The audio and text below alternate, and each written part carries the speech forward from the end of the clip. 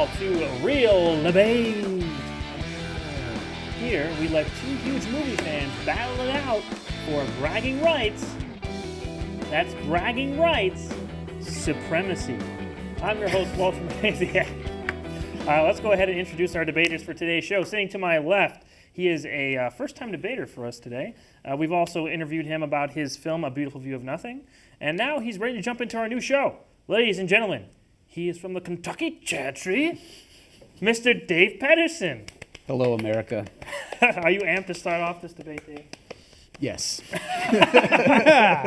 That's how you get excited. And sitting to my right, he has made an appearance on a Real Review Retro for the Meteor Man. I'll keep saying it because people love it so much. People keep saying it. People love it. He's also a huge fan of the horror genre and a film director as well. Gentlemen and ladies, it's no drive. Mr. Blake Labriola.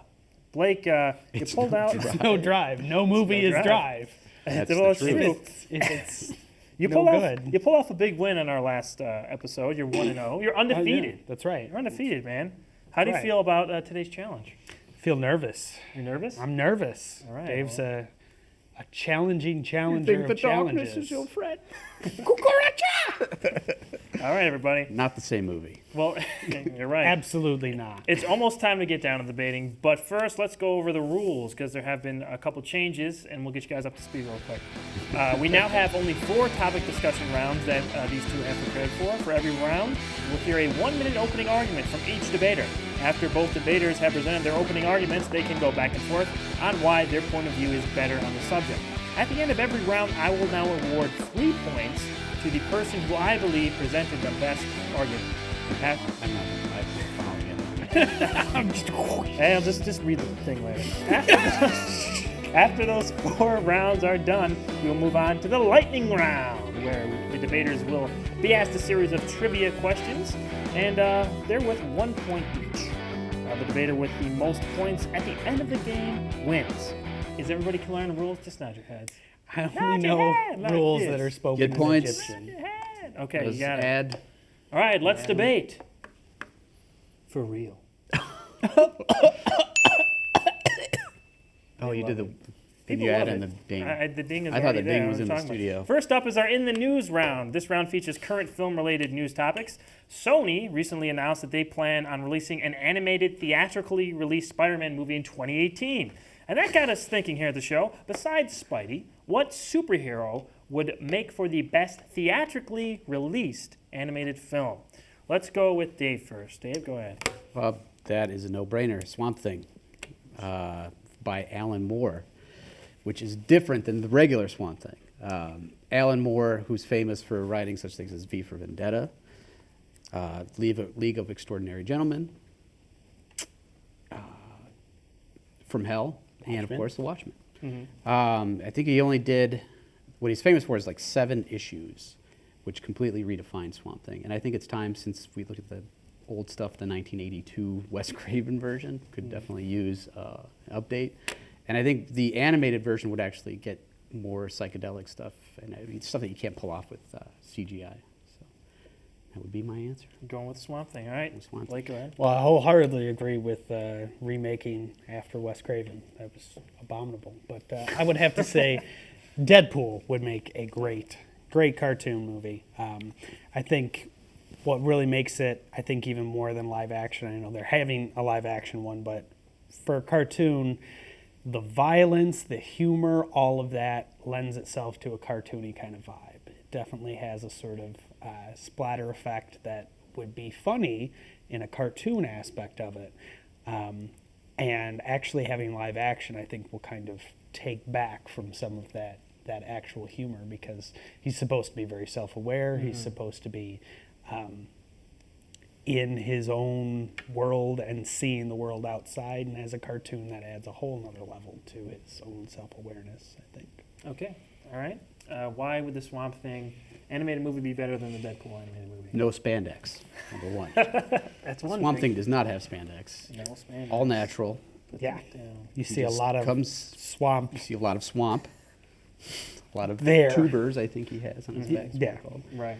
I don't really know that much about Deadpool. I know a lot of people are into it now. So but I don't know. I think the story, if you've read the episodes or the issues of Swamp Thing, then you'll understand that it's anything that Alan Moore writes is fantastic. All of his stuff that's gone to the screen has been successful. So you're and saying different. more of a like direct adaptation of Alan Moore's version of the Swamp Exactly, Thing. yeah. Okay. Not actually just Swamp Thing, because that doesn't work. We've seen like the 1990s gave us the television version of Swamp Thing, Right. which was like 70 episodes of just amazingness. Gold. No, we all enjoyed that. Swamp-infested gold. Blake, Well, fair point there? I tend to agree that Swamp Thing is good, but I think that at the same time, it doesn't lend itself as much to a cartoon form as something like Deadpool does, which it feels it's really the humor, the nature of it is very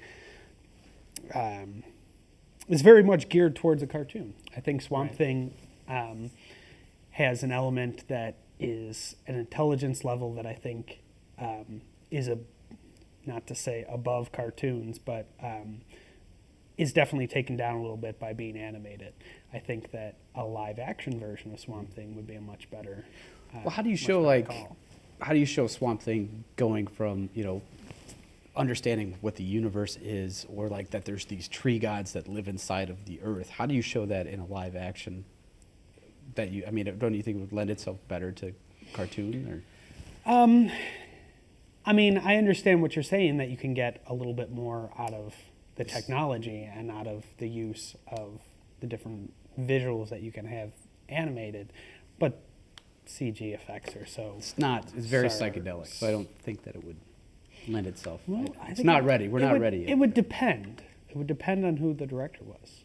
I think that a good director could certainly make it trippy as you speak, if you will. if you will. Sure.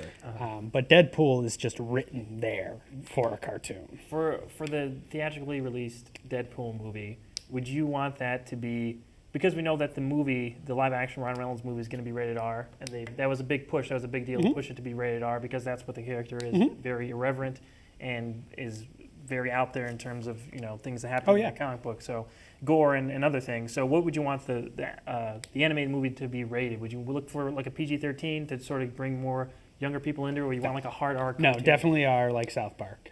Okay. Yep. All right. Has to be. I completely agree with that. But that is sort of the inherent ridiculousness of it, because it's not only a cartoon, something that's made for kids, but it's also ridiculously obscene at times. That's true. Okay. Last point here, Dave. What? Last point. last point. Deadpool sucks. Anything Swamp Thing else you sucks. got? I've never read Anything a Deadpool else? comic, but you know a little bit about Swamp Thing is part of our culture.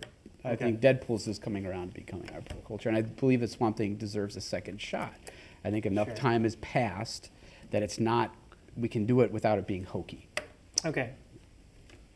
Last point. Final point. Deadpool lends itself to same stuff. Deadpool lends itself to the humor. It's made for a cartoon. Understandable. Okay. All right. I'm gonna call this one here. I'm gonna go with Deadpool, but I'll tell you why. Okay. I think I I'm want to see. disappointed in myself, and I quit. I quit the show. How do I take this? I wanna see. I pretend like I'm not a Drink side your guy. milkshake. I want to see a live action Swamp Thing movie. Like, you know what I mean? I want to see it. You can see two of them. There's two of them. I want to see It'll one now. knock I want to see one now. I want to see a weird, maybe like Beetlejuice era Tim Burton Swamp Thing movie. Tim Burton Swamp Thing. I think that would be really like weird and cool. But you got to reintroduce him. I think a little bit more before just. Can we bringing him start back up into another animation. debate against you? You could. Yeah. You could, but not today. Tim Burton Swamp Thing? When, like something just really weird. You know what I mean? But I think that's would Nicholas bring Winding him back Refn in. Swamp Thing. There you go.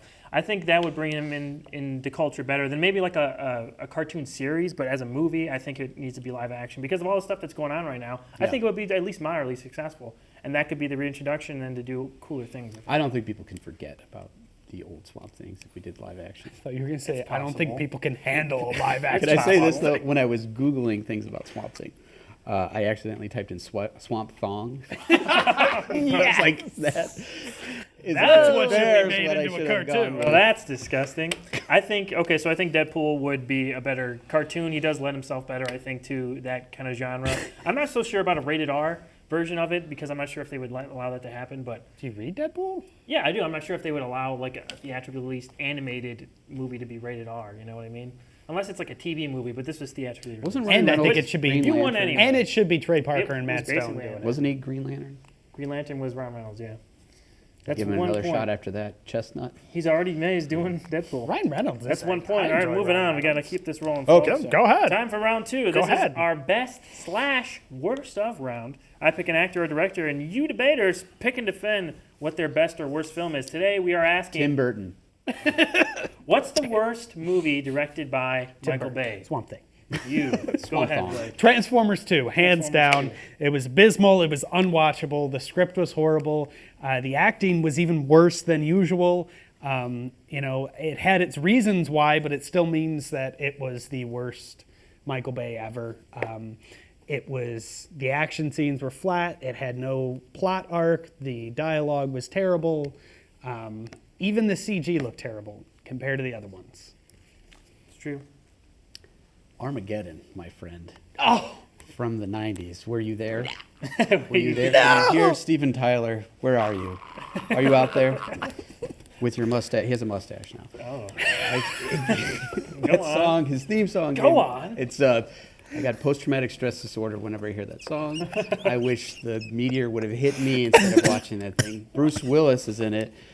John Coffey's in it, I think. you just said Bruce Willis is in it. That's it. Bruce Willis is in it, and it's a terrible film. It's a really, did you know how many writers they had for it? They had 4 writers, and one of them was J.J. Abrams. Really? Yeah, and he couldn't do anything to save it. Good Lord. But you have to give it that it was scientifically accurate. Yes. Let's send these pipe fitters. Let's send these pipe fitters into space. Pipe fitters in space. Armageddon Made sense Part at the 2. time. Yeah.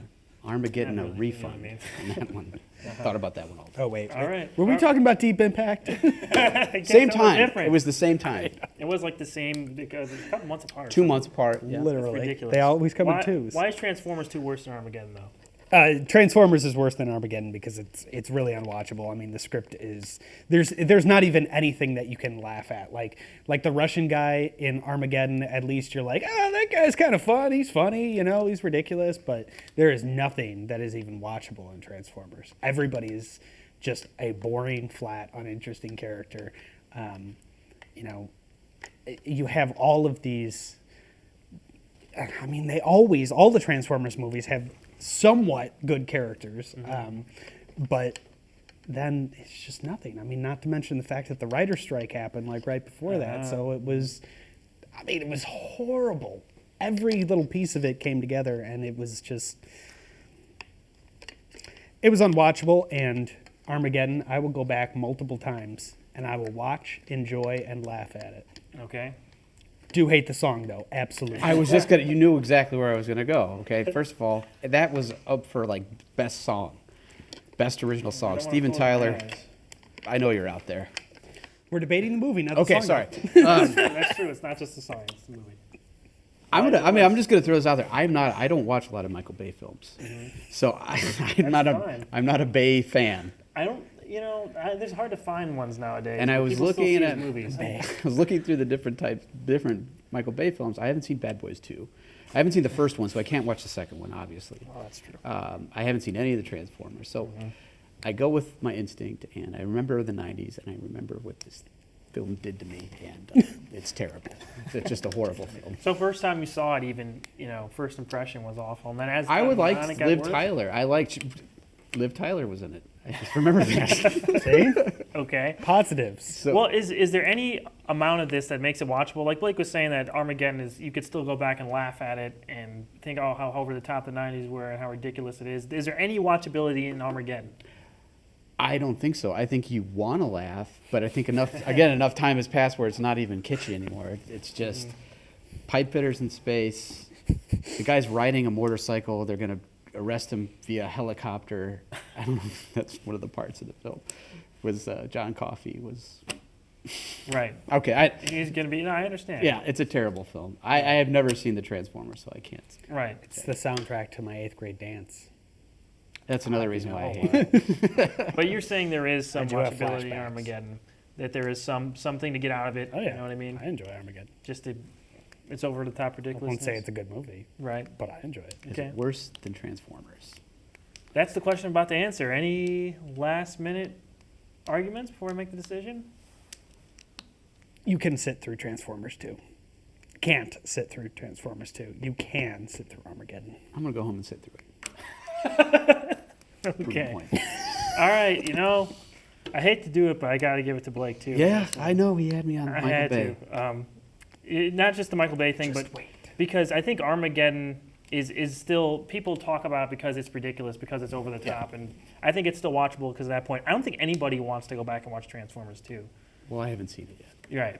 Well, that's still what I mean. I mean, you could pretend that You could probably skip it. And You by could probably all you just know, skip it. I mean, You don't need it. The first one was okay, but after that, they're all terrible. Okay, Blake, you're in the lead with 6 points right now, and we're going into the third round. This is our TV round. Topics here are related to television shows. All right, debaters. So, David Letterman just retired. So, did he? that was a big deal on TV. Don't care. I want to know from you guys, though, who is the best late night talk show host ever?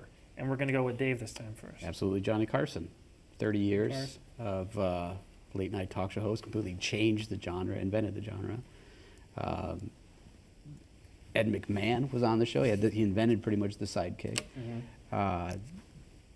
People who made their first appearance on the Carson show. You had Jerry Seinfeld. Every single comedian that was anybody was on Johnny Carson. There was everything from skits, live music. He is the king of late night talk show. I mean, David Letterman got his start on Johnny Carson. That's true. Jay Leno and his chin. Both. They fit in one room. And I don't see there being anybody that can compete with Johnny Carson. All right. Yeah. Okay. How do you compete with Johnny Carson? You create a whole new genre. Space Ghost. Oh, coast God. to coast. Yeah! All right. Completely changed everything. I'll allow it. New. Go ahead. It was cartoon, okay? This is a setup. It went completely different with everything that had ever been done. Had a fresh, new style to it. And it had a backstory to the main character, as well as had these interesting hosts that came on. They had everybody from Bjork to... He wins Bjork. No, sorry. yeah, to Liv Tyler. Yeah, well, Your beloved Liv Tyler. my beloved Liv Tyler. Seriously, you're going with Space Ghost? Yeah. Over Johnny Carson. Johnny Carson. Who's even heard of Johnny Carson? Come on. I mean, when you were growing up, do you remember that was the sound was, you knew when it was time to go to bed because Johnny Carson's theme song came on. Sure. Space Ghost doesn't have that. Millions of people didn't has the go sound asleep. effects. That was mean. Let's light up another Has the toke. sound effects. You heard. Yeah. What? Space Ghost. Yeah, Space Ghost is on. Well, it's time to light up again. They should probably put this Hot Pocket in the microwave. Hot Pocket. Yeah, true. Yeah, Space Ghost, no, doesn't work. Okay. Is not. What about Space Ghost was good because it was a very different thing, and it still airs once in a while. I think they come back with specials and things like that. So it has endured a little bit. Why was Space Ghost so original though? What about it attracted this stoner audience? This 20s and teens even were watching Space Because it Ghost. was completely different than anything else that had ever been done. I mean, you go to late night talk shows, and when you were a kid, you'd look at late night talk shows and you'd be kind of bored. You'd be you're little, okay, right. they're just talking. And then Space Ghost would come on and be a cartoon. It would have some humor that was spotted in there. And it was just, it had a whole backstory to it. We never got a backstory to Johnny Carson. What are you talking We got Space Ghost. We got, He was a magician, sir. He was a Johnny magician. Carson. Was Space Ghost? Magician. Is he even a ghost? I don't think so. No, but that was his So- space name. You forget yourself, good sir. He is not a ghost. They are in space. Yeah, that's true. And they Johnny had other Carson characters, would that's true. smoke while he interviewed. Blow it right in their face. That's true. Like, you want to be on my show? You're getting canceled. That makes it good? Yes. Why? Cancer? Why not? You get cancer? Wow. Cancer to it. All right, well, let's go with final points. I think you guys. And Ed McMahon was drunk all the time. That's another reason. Oh, last Bonus point. points. Last point, Blake. Anything else you got to say about Space Ghost? Gorak was hilarious. There were other characters that were funny on it. Ed McMahon was drunk, and Doc played some jams. Played some jams. Okay, you know what? I really like this matchup because this is completely different. Johnny Carson is kind of the standard still, I think, in regular late night TV. The boring one. Space Ghost, no one's even tried anything like Space Ghost since it came out. It's completely different. In this case, I am very close on this, but From Space Ghost to Johnny Carson. I'm gonna go with Johnny The Carson. man's given 30 years of his life to He's entertainment. dead. You gotta go with He a gave 30 cartoon. You're going with a cartoon. I'm not going. sir. I'm giving What you- is this show? Is this even real? It is real. Where's my camera? Oh, I'm sorry. Where's It's my not camera? spelled R-E-E-L. This is It's Okay. real. fancy. Real, get it? Well, I'm giving it to Johnny Carson. I think Space Fishing Ghost is debate. very original. I think that's a good choice, though. But Johnny Carson's still the standard bearer for everything. Absolutely. And I think everyone still tries to be like him. Everyone still tries to be like Johnny Carson. Harney. Okay, it's time for our final round. This is our final topic round. This is our mystery round, which basically means about be anything that I want it to be about. All right? Anything. No. So this is gonna be cool. There are so many sequels, right now in Hollywood that they're, obviously constantly pumping out.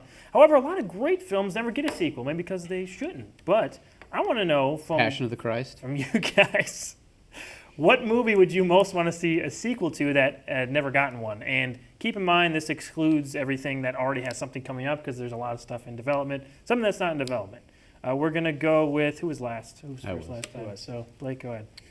So I'm not sure if you remember a little movie several years ago Go ahead. called Deep Blue Sea, but this movie thoroughly deserves a sequel. Okay. Think about it. Was it the surfing one? Think about it. No. What is this that? This is the one Was with that the Deep Blue? smart sharks. Let me finish. Okay? So the plot of the original was that there was this Alzheimer's disease. I don't know if you've heard of it, Alzheimer's, and they use sharks to cure it. Okay? So they would inject the sharks with this stuff that would essentially allow them to cure Alzheimer's. So now in Deep Blue Sea 2, they go for the paraplegics, okay? So they're going to actually grow limbs off of the sharks, and as a side effect, the sharks can walk. So they walk on land, and we have, like, deep blue shark attacks. The title, 50 Sharks of Blue. Oh, that is just... Brilliant? Oh, that's awesome. Okay. Dave, That's awesome. You got anything? I've been set up. Can you top It's a that? setup. Yeah, I'm actually going to give a real one. Go ahead. So, Love to see Deep Blue Sea 2. Go ahead. if you can reach one. Go ahead. I don't know if you've ever heard of a little documentary in 1999 called American Movie, but I would love Give to him his see time now, sir. the Go ahead. follow-up to where they are now, where Mark Bouchard is with his filmmaking career after he makes it. The movie basically follows these guys from Wisconsin that make their first film. Mm-hmm. And this is when stuff was shot on film. I think they actually filmed from like 95 to 97. And all of the problems that it shows, all the problems that independent filmmakers actually have, but this guy's a little bit eccentric.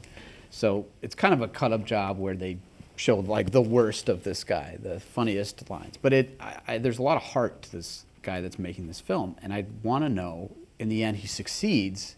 But since then, you haven't really heard about anything that he's doing. Mm-hmm. And I think that there's so many sequels now where things are just, basically executives are just looking for crumbs to make anything into a franchise. Right. And I don't think that we need that. I think that if we're going to do sequels, let's do follow-ups. Let's do documentary. Sure. Let's make it real, not sharks that cure your arm hurts. You're paraplegic, Pardon you me. can grow Right. legs. Deep So off of you're the shark. going more the logical route. I mean, Yeah. not just logical, but you want to see more of a follow-up, less of a sequel, more of just where they are now kind of thing. I think I Because could it's have a answered with documentary. anything, and that would be better Right. than...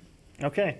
Why do we need to see Deep Blue Sea 2, 50 Sharks of Blue, Blake? Why do we got to see it? Who Is Sam Jackson doesn't coming want back? another Sam Jackson, but more importantly, robot now? Ice Cube movie? Oh. You want Ice Cube? Ice Cube is back. Is Ice Cube in Deep Blue Sea? He is back. Was it? Yes, he was. Wasn't is LL Cool J? Whatever the hell that is. You know?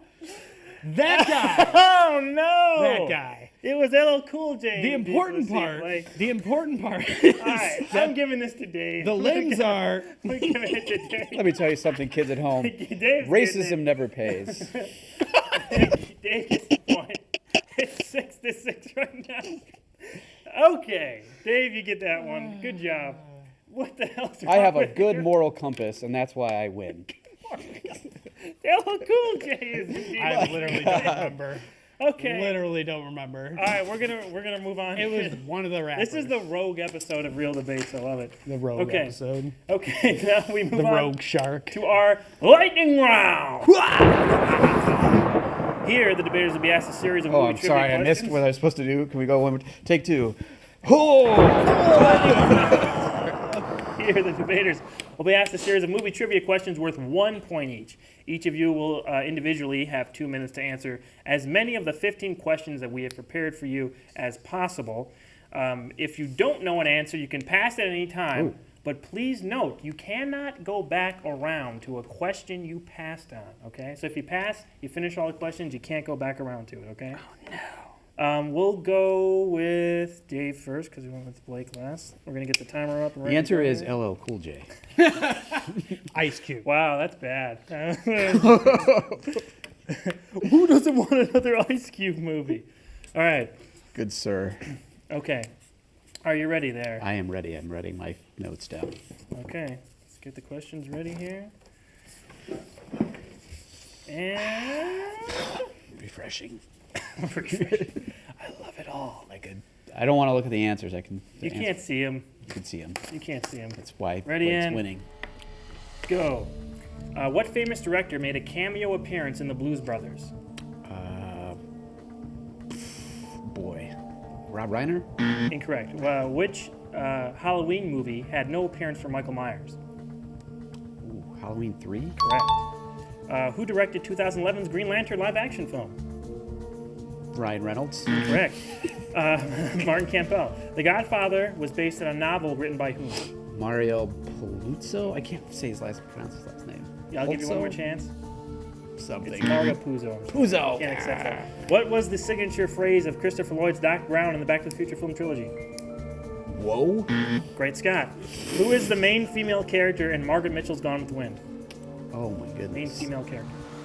We're at 48. LL Cool J.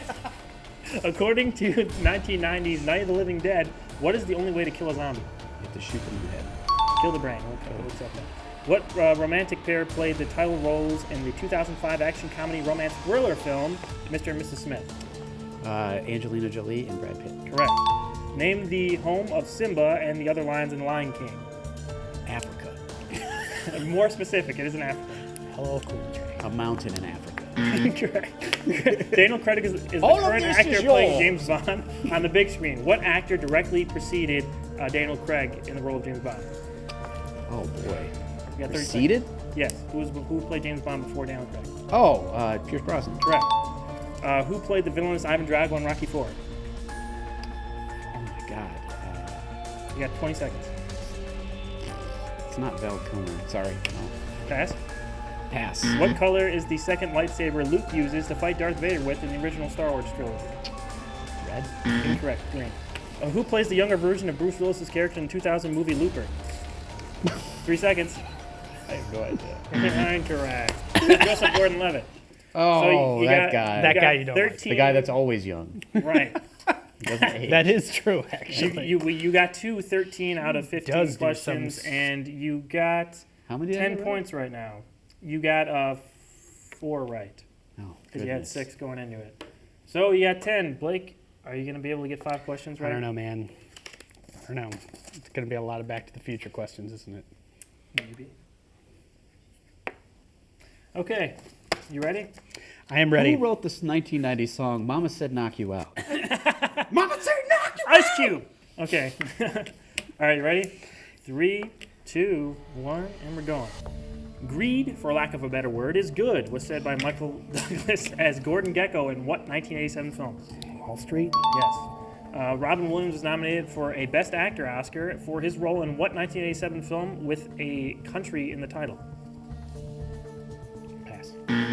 What is the name of the Bill Conti composed theme song made famous in the Rocky movies during his training? Pass. The suspenseful 1963 Alfred Hitchcock film The Birds was set in what San Francisco Bay coastal town? Bodega Bay. Correct. Nice. In The Sandlot, what was the nickname of Benny Rodriguez, the leader of the ragtag baseball team? Checkers. What movie contained the quote, "All work and no play makes Jack a dull boy"? The Shining. Right. What is Chucky's full name in the Child's Play series? Pass. What two comedians played the French inspector in the Pink Panther film? They played the same role. Less than a minute. Peter Sellers. That's one. We need the other one. Oh, Steve Martin. Correct. All right, one more and you win it here. What was the name of the high school dance Martin McFly and his parents attended in Back to the Future? Pass. Who played Harry Osborn in the Sam Raimi Spider-Man film? Oh, God, what is his name? Pass. This 1999 film was an instant cult classic and became one of the most profitable films of all time, grossing more than $125 million while costing less than $50,000 Blair Witch to Project. make. What was that? Blair Witch Project? That's correct. Blake Windsor. Oh. What about the pass? You don't pass them over? No, you don't pass. How about we call it skip then, instead of pass? Pass. You pass on the question. No, this is a new show. It's a new show. All right, Blake, you've done it again. You pulled it out. How'd you do it? It was all thanks to Ice Cube. Ice Cube, Iced Tea, Coolio. Ice it all. Coolio. Vanilla Ice. Every 90s rapper ever is due to this. Well, that was a close match there. You only had a couple. You had 3 left there, so. At the end of the show, say Blake wins already. It's already been typed Blake out. wins. Blake wins. Good job, Blake. Oh, God. Blake wins. All right, guys. Well, thanks for coming on the show. Dave, that was fun. I hope you come back. Please come back. I don't. Please come back, Dave. We love you. We love I don't you. like racism. I don't like Space Ghost. Well, be on the lookout for more Real Debates and more episodes of Real Reviews in the coming weeks. Be sure to like us on Facebook and subscribe to our YouTube channel, everybody. Remember, if it's not debated here, it's just... I'm Walter Benasiak, and until next time, keep your great debate alive. Sounds good.